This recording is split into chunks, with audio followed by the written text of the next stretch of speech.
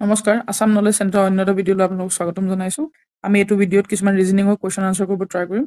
চ' আহক আমি ভিডিঅ'টো আৰম্ভ কৰোঁ আমাৰ প্ৰথম কুৱেশ্যনটো হ'ল pointing to Sharat in a photograph Malini said his brothers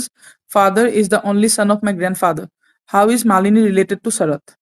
তেওঁ ভাতৃৰ দেউতাক মোৰ ককা দেউতাকৰ একমাত্ৰ পুত্ৰ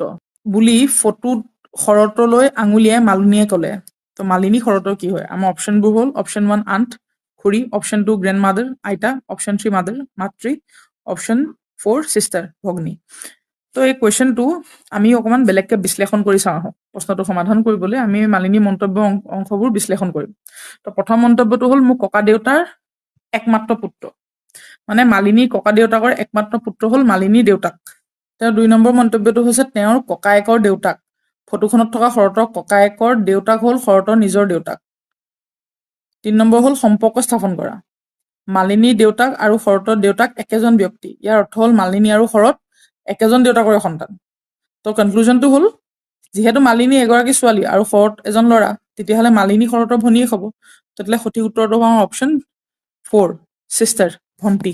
আমাৰ সেকেন্ড কুৱেশ্যনটো হ'ল if robotics is coded as OROBITSC then projects would be coded as যদি ৰবটিক্সক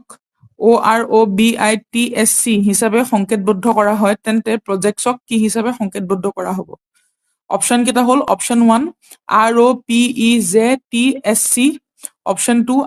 RPJOCEST option 3 RPJOECST option 4 ROJPCEST তো ইয়াৰ উত্তৰটো হ'ব অপশ্যন 2 RPJOCEST আচ্ছা কেনেকৈ হ'ব এতিয়া এইটো উত্তৰটো তো আমি যদি এই কোডিংটো মানে আৰ্হিটো আমি যদি চাওঁ শব্দৰ আখৰবোৰ মানে দুটা গোটত সলনি কৰা হৈছে যেনেকৈ ৰবটিক্স শব্দটোত ন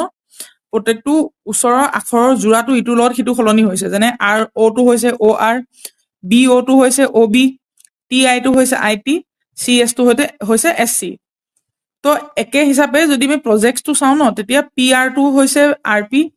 OGটো হৈছে JO EC হৈছে CE আৰু TS হৈছে ST তো এই সকলোকেইটাক যদি আমি একেলগ কৰি দিওঁ তেতিয়া পোৱা হ'ব RPJOCEST